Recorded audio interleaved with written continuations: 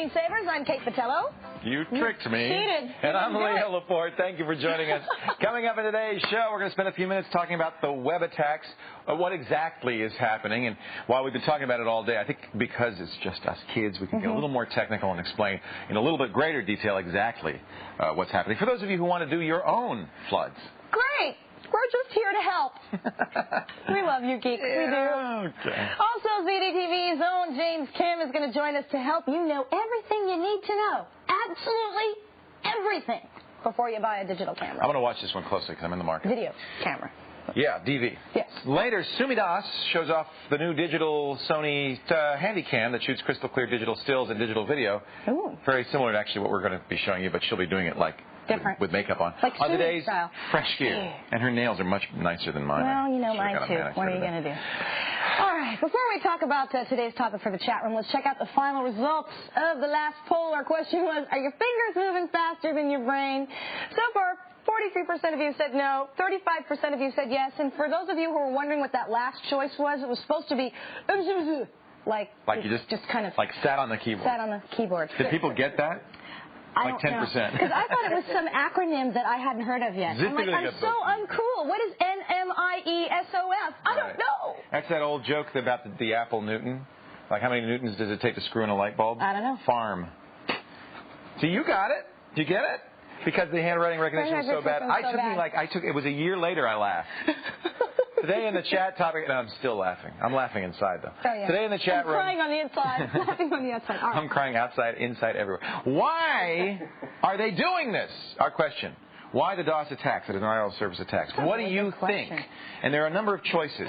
And it's been fun because we've been really talking about this all day, both on the air and off the air. I mean, it's the number one topic of discussion at ZDTV, and everybody has a different opinion. I am of the opinion. Mine shifts, but I think that, in a way, the sites that they're targeting, e-commerce sites and a couple of big news sites, in a way is a statement, get the commercial stuff off the Internet. We want the Internet back. It's a political protest, in my mind. Kind of like shutting down the WTO. It's the same. Tom Merritt and I were talking this morning, and that was his image, that this is just an Internet version of a protest shutting something physically down. It's the same thing. Now, usually in a protest, it would behoove you to actually tell people that, right? Yeah, wouldn't it? To actually tell people why you're doing what you're doing? We have never seen, usually when there's a hack attack, somebody's out there brazenly saying, hey, did it, hey, was it? Now, MSNBC said they got an 18-page letter claiming responsibility for the whole thing, blaming it on exactly that, the commercialization, the capitalization of the Internet. I didn't see that. It's been very lightly reported since then, so they may have... Well, you don't want to encourage this, plus yeah, exactly. It could be Theodore Kaczynski writing from his jail cell, 18 pages, it might be. And you don't want to... Now, what are some of the other things? Some of the other options? First thing that comes to mind to me is a lesson. Yeah. It's a lesson. Remember the cult of the dead cow? Yeah. How they recently did the big hack, and they said it was a lesson to teach all of us. They did back orifice. And that's what they always, by the way, hackers use this as a justification always. We're not malicious. We're just showing you where the weaknesses are. But here's the problem. They usually explain to you that that's one of your choices. They usually tell you that it's a lesson they're trying to teach. And nobody said anything yet. Now, my personal opinion, quickly, is that the lesson that we're trying to learn here, or one that I'm learning, is that perhaps the Internet is not prepared for the level of use that we think it's prepared for. We want everyone in America to have a computer. We want everyone on the Internet. Well, can't really handle that capacity right now, can it? Very interesting. I thought that was kind of those are some of the choices. We have others if you go to the website and take our web poll. That's right. It's at thescreensavers.com. And, of course, while you're there, click on the Talkback feature and tell us why you think this is going on. And if you were going to do it, what was it? What would it be? What statement? Or is it just mean, all-out, malicious, reprehensible vandalism? By packet monkeys, as the hacker community are calling them. Packet monkeys. That's what the Internet service providers say. These guys are packet monkeys. They're not technicians. They're not quality hackers. They're packet monkeys. You can also call us 888-989-7879, or if you're a packet monkey, chat with us at chat.zdnet.com. Tell us why you're doing it. Is it Mr. Packet Monkey? We'll be in Mr. Packet Monkey to you. We'll be in the screensavers room. Of course. Unless you have a net cam and you want to ask your question on the air, Packet Monkeys, leave the bananas out of the shot. Just click on the net cam Cineplex, and Shannon's in there dying to take your calls. Roger, look at this. Oh! Web attack. That's it. All right. As you can see, Shannon and Roger are hard at work. Earn yourself a fabulous... Roger having a cup of coffee, actually. I busted. Busted. All right, earn yourself a fabulous magnet as seen on our fridge to be seen on yours. David and Mike, and I don't know who that else. Jeff? That was Jeff. Jeff. In the back. I don't know who Mike is. IT guy. Oh, Jeff is in the middle. Well, who's in the guy on the left? I don't know. Simon. Hello, the guy running the Chick break Magnet. So now, if Chick D is here. So if this big jib camera comes and whacks you in the forehead later in the show, you're going to know why. Let's talk a little bit about the web attacks that are happening. We said we'd talk in a little bit more detail. What are they and what they're doing? Why don't we bring in the chalkboard, because I think it'll be easiest to describe this if I use a chalkboard. So come on in, chalkboard. Just put it right there. Thanks, chalkboard. I really look good in black, don't I? Yeah, you do. It's a good look for you, man. Let's talk about. Now, I did this on Call for Help, and I didn't go too much detail. We can talk a little bit more detail right now. The basic thing is, here's Yahoo out here. Here is a mysterious hacker or hackers. I think it's probably a concerted effort of a number of hackers, but let's call this the hackers. You can't be in my club unless you do this, man. You know, there are a lot of actually kind of groups, loosely formed groups. These guys are fairly anarchistic, so it's unlikely that they have lots of rules and things, but they're loosely formed groups, and I think it's probably something like that. Or, you know, it could be one script kiddie living in Muncie. I mean, you know, we don't know, and there's no way to really find that out without a lot of detective work, which I hope and presume the FBI is doing. How do we get so much? Basically, all of these denial services require so much traffic into Yahoo that Yahoo can only respond to that traffic, can't respond to you and me. Yeah, too much of a good thing to Yahoo. Brings it down. Yeah, this is why, by the way, it's impossible for Yahoo to defend. These packets look like regular traffic, which is what it wants. What are they going to do? Close the door? Right. They'll be out of business. They'll have the same impact. Denial of service, one way or the other, right? So that's the trouble. Now you may say, well, why doesn't Yahoo just look at the IP addresses as this stuff comes in? And it sees 192.0.7.1 and just said, all right, block all traffic. Well, it's exactly what the network engineers, the system administrators do. The problem is, and I have it from, I can't say what site, but I've talked to the network administrator on one site who says we were receiving hundreds of thousands of different IP addresses. Nobody can work that fast. All of them spoofed. How do you get all of them spoofed? Now, that's important. Spoofing is the key word here. These aren't real addresses. If you went back to whoever owns this address, it's not who did it. It's a made-up address. It's a real address, but it's not the real source of it. Okay. How do they do that? And what's new about these attacks, how do they get so many requests coming in at once? Well, what they do is they use an intermediate amplifier, if you will, of hacked computers. And this is where you may come in. If you are on the Internet full-time with a high-speed computer. That's a question the viewers are going to have. Can my DSL modem cause this? Very easily. Now, the scripts we've looked at, I'm going to show you a script in a second, like Tribal Flood Network and Trinu, are Unix shell scripts. So those particular tools are designed for Unix computers. That's very common because what kind of sites do these represent? They're usually university sites, poorly defended, high-speed Internet access. Fat pipes, bad security. That's the key for the hacker. But it's not always the key. For instance, this TFN Tribal Flood Network has a very interesting technique. A lot of people are saying right now, oh, we're safe in our building here because we've got a firewall around it. There's no way anybody can get in. And firewalls, as you know, block certain kinds of Internet access. They stop it cold. TFN is very cleverly written. Instead of, I actually kind of think this is kind of smart. Instead of sending a standard packet in here to control, by the way, what they do is they put your software on there. They hack into your site. They put the script in. Well, they got in somehow, right? Okay. It could be that they came in with a floppy disk stuck in it. But they put this script on here. To control this script, they still need to get through that firewall. What they do, instead of using a standard packet, they use a ping echo response. So what the firewall is designed to do is protect incoming ping requests, right? Or any kind of traffic coming in. What it's not designed generally to do is protect against outgoing requests. Because if I want to ping a site from my system, ping, I want to be able to get the response back, right? So it allows through ping echoes, ping responses. So it pretends that it's a ping response. It pretends it's a ping response. It has the ping response header on it, and it goes right through the firewall and controls this software. So lots of security techniques don't work, or they have come up with ways to get around them. Basically, what they're going to do is they set up these scripts on a variety of sites. Maybe hundreds, maybe thousands of sites. Each one of these can spoof hundreds or thousands of email addresses. In fact, the relaying, the broadcasting, if we're doing a Smurf attack, they will broadcast onto other sites, which will then broadcast finally to Yahoo harder and all harder at once. to The find return address on this broadcast site is here or here, not here. In fact, this guy, the hacker, is probably long gone. He could set these to go off a week hence.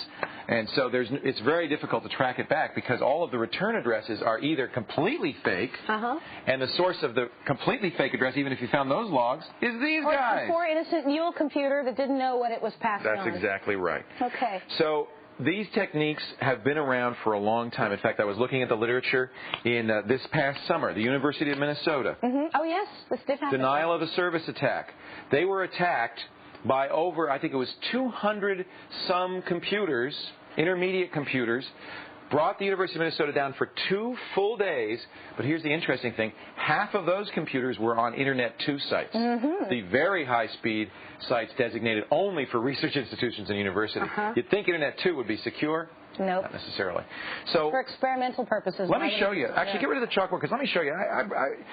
These scripts are very easy to find. In fact, I've gone out on the Internet. You just do a simple search and you can find lots of them. David Young, thank you, brother. Okay. He's the chalkboard man. He is. Let's see it. Here's the chalkboard man. This is Tribal Flood TFM. Network, written by a guy named Mixter. Actually, a very smart German hacker. The interesting thing about Mixter, he's also written some really good security papers on how to protect your network against this. And that's what you were saying. A lot of these guys don't consider themselves bad guys. They consider themselves good guys, showing security experts what the holes are. Even though they didn't ask to be taught. Well, but they do need to be taught. And yes, they do. That's the that truth is of this. true. So this talks about, in fact, here is what I was talking about, the ICMP Echo Reply Packet, which is a ping response. That's how the control gets through to the daemon. So smart. There's a lot of information in here. This stuff is out there on the Internet. You don't have to be a wizard to get these scripts. You probably have to know how to hack Unix. You probably have to know how to do shell scripts. Most importantly, you need to be able to get onto sites and plant these scripts on the site. And that's where you and I and everybody comes in. Very important. You don't want to be an intermediate site. Make sure you're running security software. Internet service providers, it's up to you. Make sure you don't allow spoofed addresses on your site. You can block them. You know you can't do it. And why are they not using spoofing filters? Well, I talked to one Internet service provider. I said, how long have you been blocking these kinds of spoof attacks? He said, 5 years. I said, why isn't everybody doing this? He said, because we've been in business 10 years. It took me 5 years to figure it out. These new Internet service providers have been around a year, 2 years. They don't know yet. There are not enough good technicians to go around who know security, or they're just plain lazy. And there's a lot, I have to say, there's a lot of talk in the network provider community to get these guys off their duffs, to get them to do the right thing and protect their networks. If the networks are properly configured, these things are much harder to do. Will they go away? No. No. They'll always be with us. Yeah. We'll find ways to block this stuff. They'll find another way. That's the truth of it. These guys are going to continue hacking. These things are going to continue to happen. But what we've got to do is continue to stay one step ahead of them and go with it. If you have a question about it, please give me a call or give us a call. We'd love to talk to you about it. Very important that you get the information. You pass it along. You tell your Internet service provider. Do the right thing. You run security software. If you're on a full-time connection, you run security software. We'll show you a firewall program we recommend and a lot more as we continue. All right. We know Lon and Mary Jo are, don't we? Yes, we better. We know there are viewers. There are ISPs. Yeah. We know you guys. A lot of ISPs watch this show. That's why I wanted that message to get out. All right, folks. Hey, we're going to take a break now, and after the break, we're going to delve into the world of demo scene in this week's Geek Library when the Screensavers continues.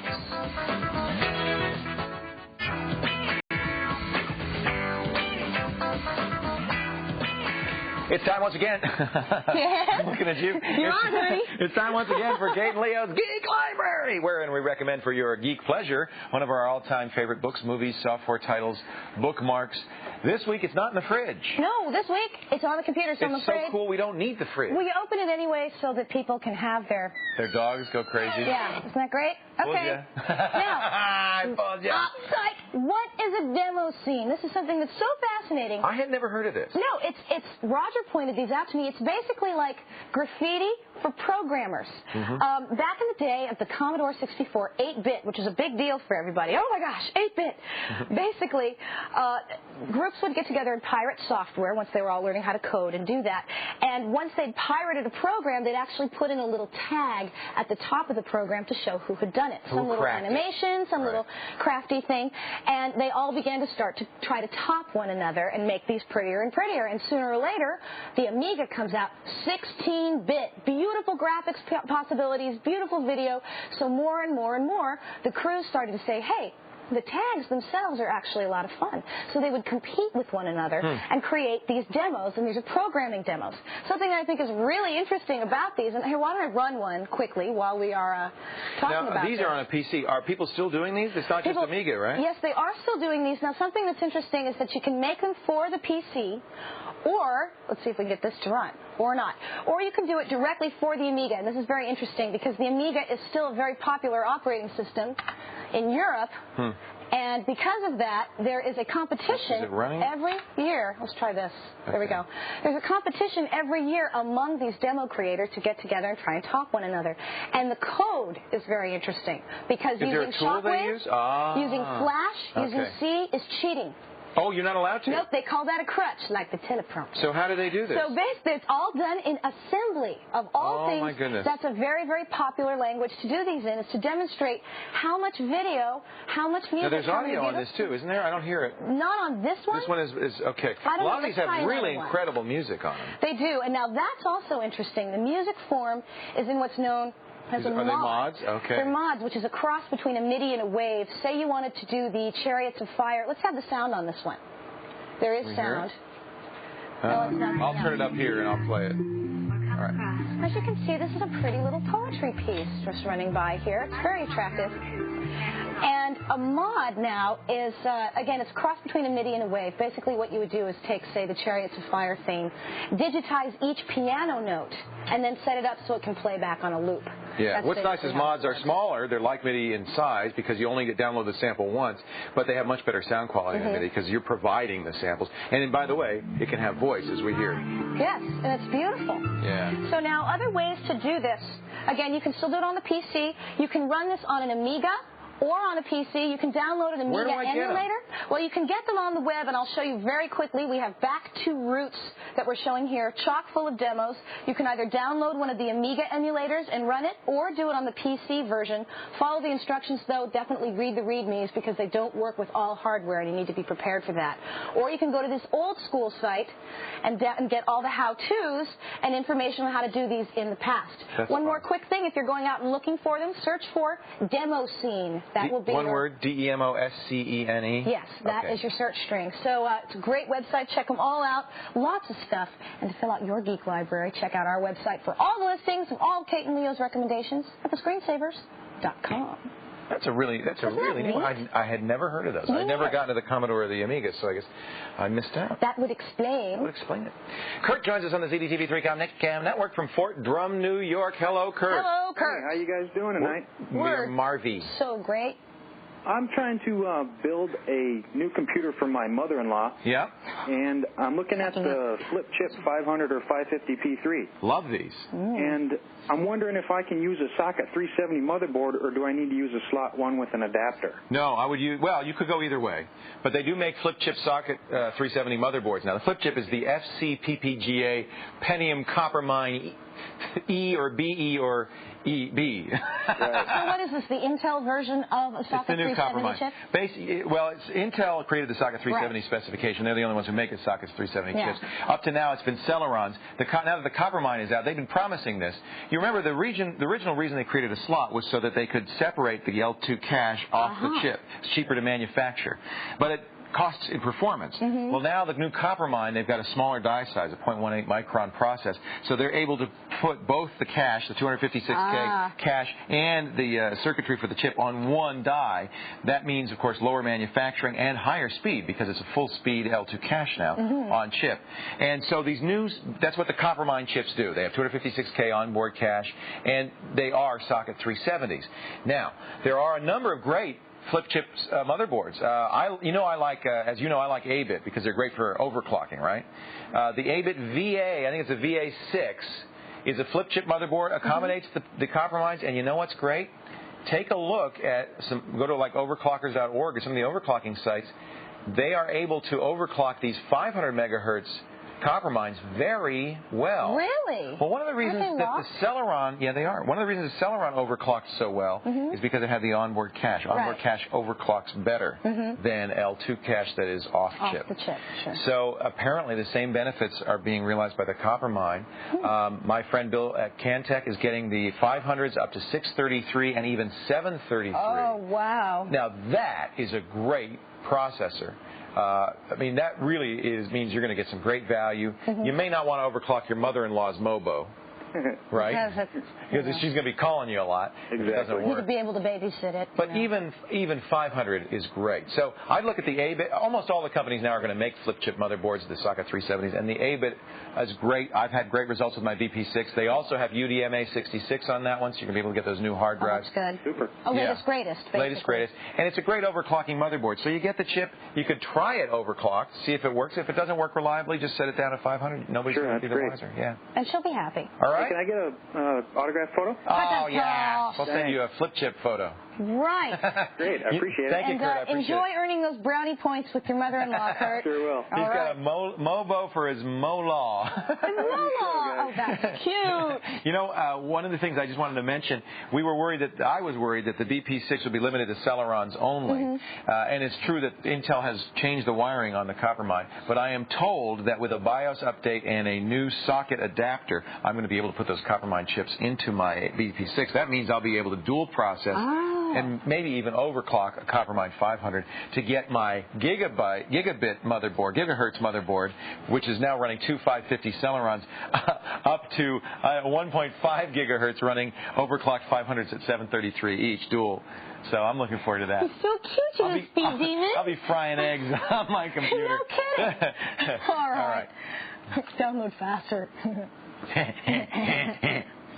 Good for that scripting. Coming up next, Kate's heading into chat and what you should look for when you're buying a digital camera. We're going to talk with ZD product analyst James Kim with his buying advice when the Screensavers continues.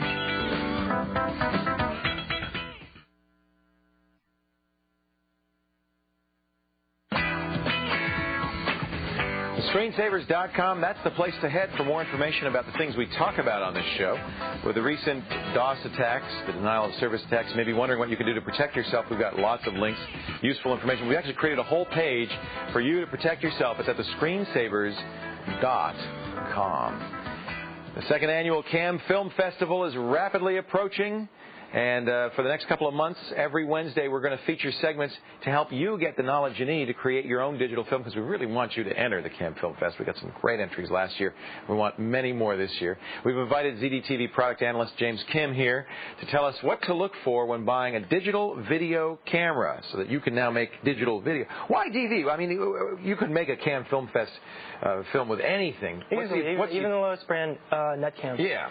But there are two main reasons. The first, great quality, sharp, crystal clear. You can't, better you can't than deny it. i8, better than I would analog? say so. And the second reason is you can transfer that data from tape to tape or into your computer without degrading quality loss at all. Because it's digital out, exactly. You'll lose nothing. That's really what these are for. Is they're for now you can edit. Basically. Oh, absolutely. Yeah. You can throw it into your computer. Right. Add titles, transitions, throw it back. They're all FireWire? Looks just perfect, yeah. That's how you do it? Yeah, exactly. Okay. Let's take a look a little bit at the tapes. This is a standard VHS tape, and can you believe it, but actually in the early days of camcorders, people were actually popping this into their camcorder. I mean, that made the camera pretty big. We moved then into a better world where we started using high 8 tapes, and you can see that the high 8's a little smaller. Now, Sony, we're going to show you in a second, makes a digital camera that will record onto high 8. But let me show you where we're going from high 8. These are the mini DV cassettes. And look at the size of that compared to the massive size of the VHS. These things are teensy. Now, I notice this one is only a 30-minute one. Of course, my VHS cassette I can get 2 hours on. Can you get mini DVs that have 2 hours? Oh, yeah. Oh, you can? 60, 90, 120. Okay. Are they much more expensive? They're more expensive than the high 8s, which is one of the reasons why the high 8s are these hybrid cameras, yeah. Okay. How much more expensive? What are we talking about? Oh, we're talking about $10. Oh, come on. That's nothing. You know, I buy 2-hour high 8 tapes, and it takes me a year to film them anyway. Oh, yeah, totally. So. Plus, we can get a bunch, as many as we want from the ZDTV video. We can borrow those, yeah. Believe it or not, and this is something people might find interesting, we use digital video for all of our shoots at ZDTV. Oh, yeah. And in fact, we use a camera very much like this one. Now, when we hire camera crews, they're still old-fashioned. They're still using the Betacam SPs. But this is where a lot of television channels, a lot of broadcast is moving. This is Mini DV. Now, this is the Canon. This is the Canon GL1. GL1. This is kind of the high end, right? Oh, it's very high. What makes it so? Prosumer. Prosumer, okay. Now, how much? The reason I have this on the show is because its older brother, the XL1, it's a $4,500 camera. Right. Amazing thing, but it's pretty expensive. Yeah, that's a lot. This thing was just released, $2,200, I think. 22. Yeah, $2,200. Street price? About 15% off of that. So maybe $1,800 yeah, bucks. Something like that. Now, this is a 3 CCD camera. Yeah. What does that mean? That means that it has 3 CCDs, 270,000 pixels each, and each one of them records either blue, red, or green. Does that mean a higher resolution output or just higher quality output? Higher quality. Okay. You're going to have more sharper, more color-saturated pictures. Right. Now, a lot of professionals, ironically, want a heavier camera. They feel that they can hold it steadier. But most of us consumers would say, this is too big. I don't want something this bulky. I mean, that's if you're going to get a bulky camera, this is the one to get. You like this one? Wow, that's a great price. I mean, that's amazing. Great quality. Let's move to something a little smaller. This is a Sony digital handycam. We've shown this before. In fact, I think Sumi's going to talk about this. Yeah, we just reviewed this on Fresh Gear. Yeah. This is a very special camera. It's tiny, as you can see. Yeah. And it's Mini DV. Takes great video and let me take the awesome lens cap special off. effects. I always forget to take the cool thing about Sony cameras is that they have this feature called night shot. Yeah. And it works really well in the dark. As you can see, we're getting a great picture, and it's pitch black in here. What the heck is my? You know what? I'm too stupid for one of these. Now, the cameras. reason I brought this camera in was it's actually a still camera too. Yeah, I know. Now look at this. Look at this. This is one of those little chewing gum things in there. This is the memory stick that Sony wants everybody to buy. That goes right in the camera. So stills would go on that? Yes. You still have a tape. So this is a 1 megapixel still camera, which all these other cameras can do the same thing, except they record their stills to tape, and that degrades quality big time. Okay. So this is the way to go if you want a combination in one package. How much? About $1,700 on the street. Same price. So if I'm looking at these, probably a little more expensive. A little more expensive. But if you're willing to have the bigger size, this is going to be better quality, right? But Canon seems to be the champion in all this. We've got another Canon here. This is the Canon. They're the only ones that sent us cameras. So. Oh, all right. Canon, good job. You keep up the good work. This is a Canon Elura. Okay, this is what we call a high mid-range camera. Okay. You can find it for about $1,200. Okay. And the things that are going for this camera are its size. It's tiny. Okay. It is small. I like it. Now, when you're looking for a camera, this is a 1 CCD camera, obviously. All right. It's tiny. You want to look for number of pixels on the CCD. I can't get a picture out of these. You also want to consider the size of the lens. That's pretty small. Okay. Although this takes amazing video. Great digital effects. You think it's good quality? It's good quality. You can do some battery life is kind of poor. You can do something fun with this, though, right? You can turn this around. Most of these and shoot yourself. Yeah, right? It's pretty fun. Who does that? Every one of us. Everybody does. Plus, the people who are getting shot want to see what they look like. So. Right. That's true too. You can use the viewfinder, and then they can see themselves. That's kind of neat. You know. Let's take a look. We don't have it here, but we because Sumi still has it. It's the this is the one I was talking about. This is the hybrid, a Sony Hi8 camera that can playback standard analog Hi8s and record onto Hi8. Digital 8 is the other format. And Sony's doing this, to make people ease into digital? I don't know. Ironically, Sony was pioneering both of these formats. Right. And now Digital 8 is being squeezed out a little bit. I don't think Sony's manufacturing any. I would guess it's a transitional format from the analog to the digital. It's a little bigger, and it's... Somebody like me would like it, though, because I have a lot of Hi8 tapes, so I can still play back my Hi8. Absolutely. And the advantage of these are just the cost of the tape. Right.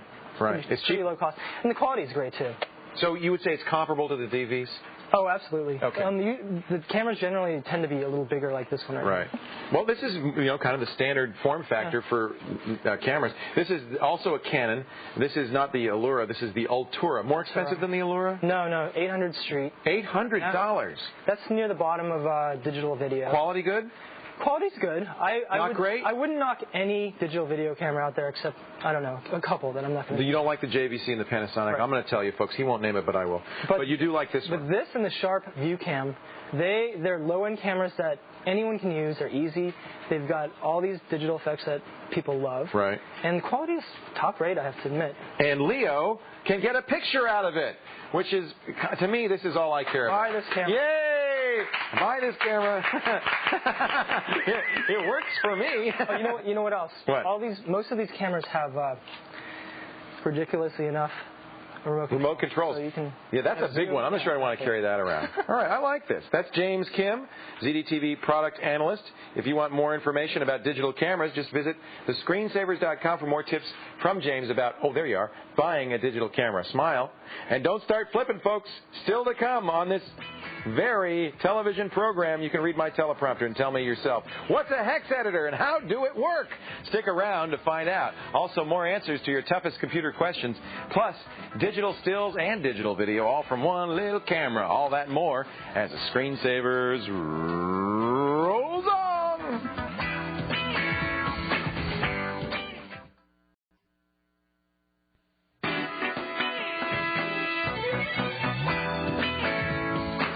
Welcome back to the Screensavers. Leo Laporte here. Hello, right here. What we're talking about in the chat room is these big denial of service attacks have been going on for the last 48 hours, bringing down websites like Yahoo, E-Trade, even ZDTV.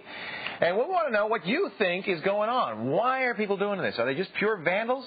Just being mean old black hats? In fact, let's make that distinction, by the way. Instead of cracker, hacker, white hat, black hat. Okay. It's much cleaner. I like that. Bad Chat guys. room also said, please, white hat. Yeah, because, we talk about hackers all the time. I consider myself a hacker in the sense that I like to explore and use computers. Right. That's a noble art. Perfectly great thing to do. The computer would not have made the advancements it's made today without hackers working really hard. There's a difference between that and somebody who's a vandal who's taken the internet down. That's a mean, nasty, bad, rotten thing to do. That's right. But why? Is it a political statement? Is it just for attention? Is it to destroy e-business, bring down e-commerce? That's what I think. Or I think it's like a plea to take back the internet. But you think it's to take back the internet? Yeah. I think it's a lesson about the weaknesses of the internet and whether or not we are prepared nationally for that infrastructure. Which we're clearly not. So take the web poll, screensavers.com, and of course, while you're there, click on the talkback feature and tell us, if you were a black hat, why would you bring down a whole bunch of really popular websites? Chat with us, chat.zdnet.com. All right, you know that means we're somebody, don't you? What? Since ZDNet got hacked? That's right. That means we're important. That's right. Do you think there are any big websites out there that are like, oh, you know. I didn't get hacked. Oh, you know.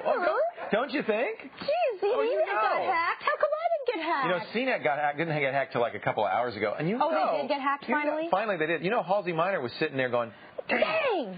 Please. Totally, please. We want the validation. I need to be important. Happy. Well, congratulations. I didn't know they'd done it. I think they did. We had the fellow on. I'm blanking out. Who discovered the Yahoo hack? His company discovered the Yahoo hack, and he was here and said, yes, they've been hacked. Well, it just came in. Okay. But that's unconfirmed. I'm sorry about that. Anyway, Nathaniel joins us on the ZDTV 3Com Network from New Hampton, New York. Hampton, New York. Hello, Nathaniel. Hey guys. How you doing? All right. Hey, are you a regular viewer of this show, Nathaniel? You bet. Okay, I'm going to toss you a magnet. You ready? Right. 1, 2. He got it! Yes. Oh, a perfect snag! You are the first one. Whoosh. Oh, I'm going to give the Tiger Woods pump. Yes! Okay. What's your question, Nathaniel? Wow. All right. I want to use my Promise Ultra 66 card in Linux. Yes. Does it support it? Yes. It's easiest to do it after the fact. You can, in fact, get Linux to install on it. But you know what I would prefer that you do is install on a standard UDMA 33 channel. You could, by the way, take the same hard drive. All UDMA 66 hard drives will work on 33. So put it on a 33 channel, install it, and then after the fact, it's very easy to patch the kernel to get it to work with Ultra DMA 66. There's an all you got to do, Nathaniel, you know how to do this, I'm sure, is go to the how-tos. You can find them at linuxdoc.org or Red Hat.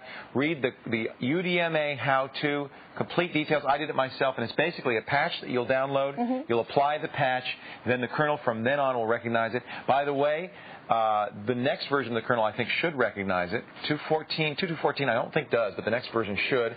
And if you upgrade to Mandrake 6, it automatically will do that. Oh, that's good. It won't install on the UDMA 66, but after installation will recognize it. Yeah, why do you recommend that in general? Not installing it on UDMA. It's more complicated. If you read the how-to, there is a command that you can issue that will help it see it. But the installer, for some reason, the kernel in the installer doesn't see it, so it's a little more complicated to get it to work. Once it's in place, it's more likely to see it. No, once it's in place, you then patch the kernel, and then it can see it.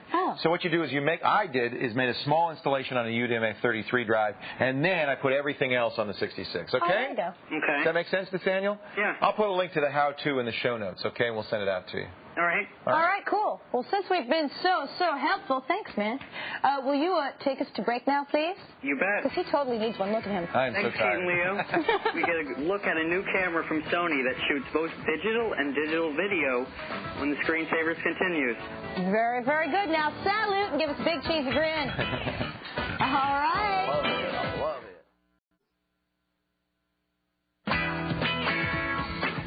Screensavers.com, you know what that is, don't you?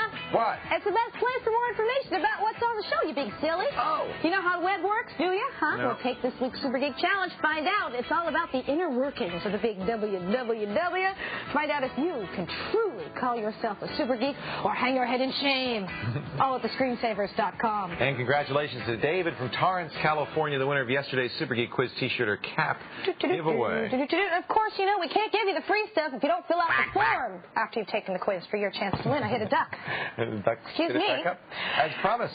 Here's Sumidas with a new digital handycam from Sony on today's Fresh Gear.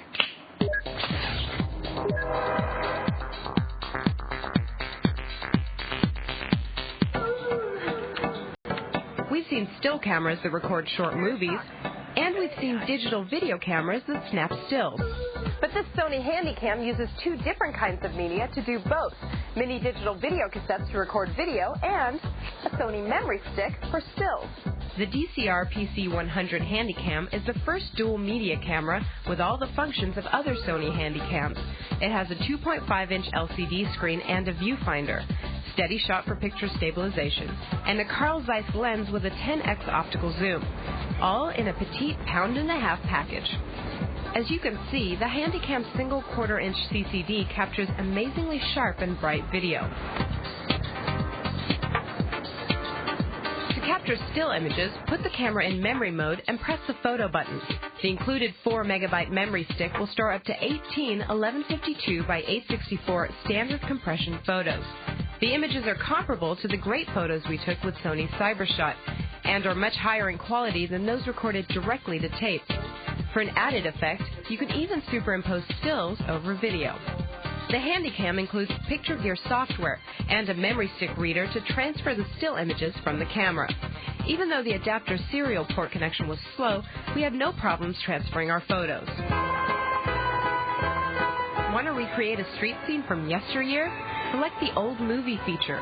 There are 8 picture effects like negative and black and white, and 6 digital effects to add to your video, including slow shutter and trail. This by far has to be my most favorite feature, the ability to shoot in complete darkness. Night Shot, which is available in all Handycams, emits an infrared beam from the front of the camera, which bounces off objects up to 10 feet away, then sends the image back.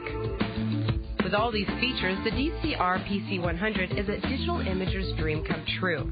But the price is sure to wake you up, $2,200. Battery life was good, and we liked knowing how much juice we had left. Another nice touch, the VTR controls light up when selected. However, at first, we found it a little awkward to reach for the zoom button, but we got over it. Overall, the DCR PC100 Handycam is for anybody wanting a top-notch video and still camera, all in one compact package. We give this Handycam 4 out of 5 stars. It costs $2,200, and it is available now. A new Fresh Gear for you every Friday afternoon at 1:30, 12:30 Central on ZDTV. Got an email from Joe. What's Joe want? Doesn't sound like his real name, but Joe, not his real name. Not his real name. What is a hex editor used for? A short question, a long answer to a vexing question about hex editors. I'll put a spell on you when the Screensavers continue.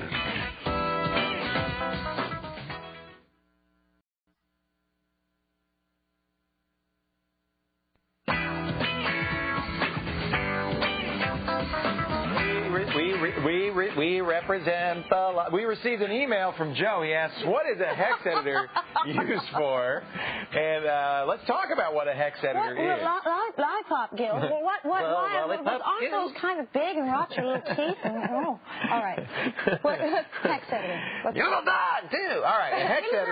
A hex editor is an editor that edits disk files or disks themselves in binary mode so you can see what's in them. Now, this is what you have to use on a Macintosh to do registry hacks. You could use it. You know, we've been using these. I mean, those of us who have been using computers have been using these for years. I'm going to show you one that's free called Axe. They do ask you to register, and then you get a nice message from the guy who wrote it. I think he's in Germany. But if you go to Hot Files and you type hex editor, you'll find a bunch of them, including another one called Fred that's also free and very popular. Usually what you do with a hex editor is you open a file. Let's open Axe. We'll open the file Axe.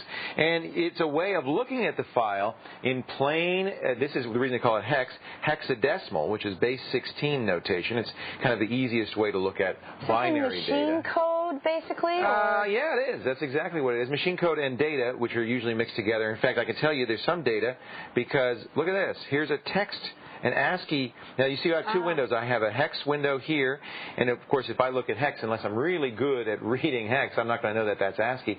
But there's also an ASCII window, a text window next to it, and you can see this is an error message. This program cannot be run in DOS mode.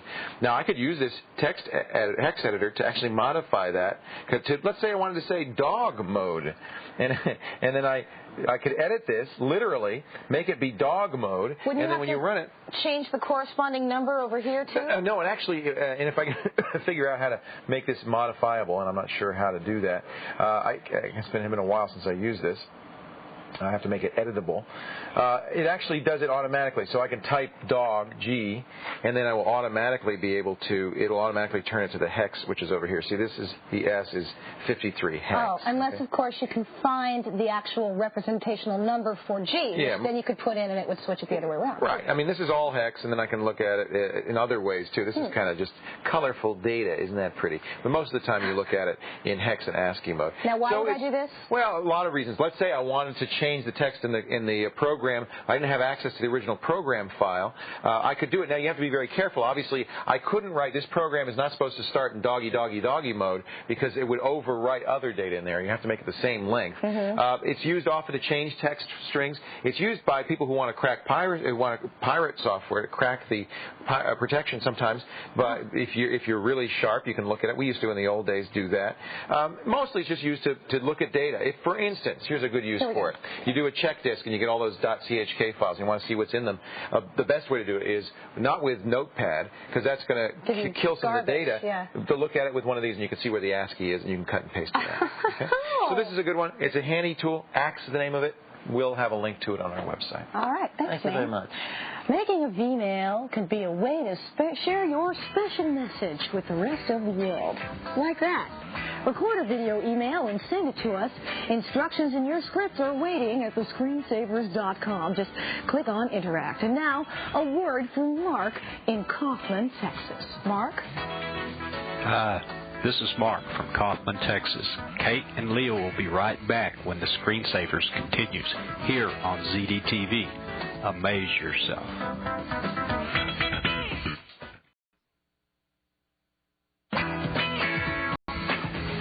Howdy, folks. Welcome back to the Screensavers. If you take a peek up there on your screen for the preliminary results of today's poll, thus far the bulk of you are saying it's really all those reasons for the denial of service attacks, or just because we can. Go in there and make your political protest. You've got 24 hours to do so at thescreensavers.com. Click in. Really tell us what you're thinking, because we just think this is fascinating, and half the fun of it is the conspiracy theory. Oh, you know which one I love? My favorite conspiracy theory?